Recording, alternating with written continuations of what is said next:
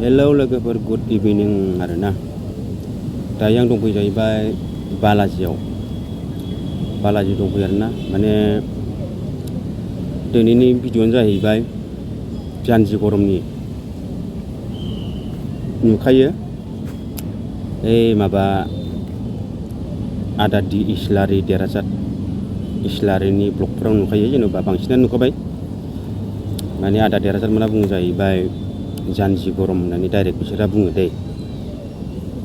दा थिग बिदिनो लानानै आंबो भिडिअ बानायनो सानदों आरोना। दिनै फार्स्ट टाइम भिडिअ आं बानायगोन। खिन्थु आंहा भिडिअ बानायनो गोसो गैयामोन दै लोगोफोर। माने आंखौहाय सासे मानसिया ब्रा भिडिअ बानायनो थिननायखाय दा आङो बानायनो सानदों आरोना। आं भिडिअखौ बानायनो गोसो गैयामोन, जेन'बा आंनाथ' चेनेला फिसा, आं बोरै बेफोरबायदि भिडिअ बानायनो हागोन होननानै आङो रिकुवेस्ट खालामदोंमोन, आं हानाय नङा होननानै। नाथाय मा खालामनो, बानायनो थिननायखाय दा आङो बानायनो नागिरदों आरोना।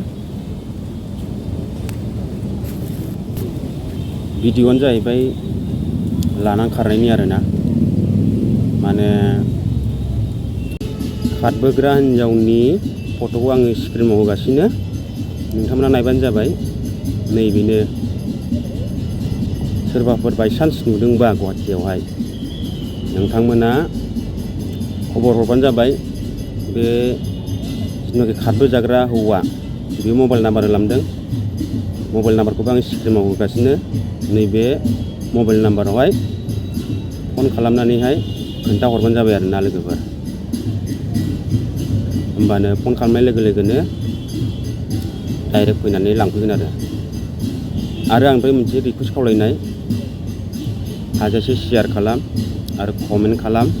आरो मा जायगानिफ्राय खारबोनाय, बबेनि मा डिस्ट्रिक्टनि, बेखौ आङो खोन्थालांगासिनो। फार्स्टआवनो आं नाम खोन्थानोसै। नामानो जाहैबाय रेखा दैमारि आरो भिलेजआ जाहैबाय माबा बरनागाव।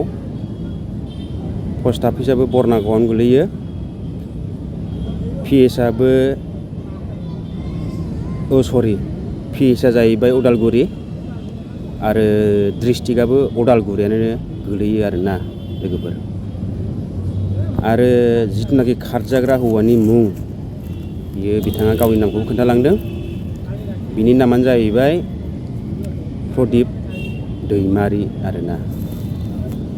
दा आंनिफ्राय बेनो खावलायनाय, जायनाखि बिथां खारबोनाय जेन'बा आइजो बा हिन्जाव, बिथाङा आंनि भिडिअखौ नुहैदोंब्ला बिथाङा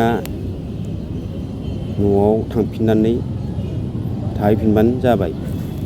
आं भिडिअखौ गोलाव बानायनो सानाखै रायजोफोर। भिडिअखौ आङो एसेयावनो दोनथ'नाय जाबाय।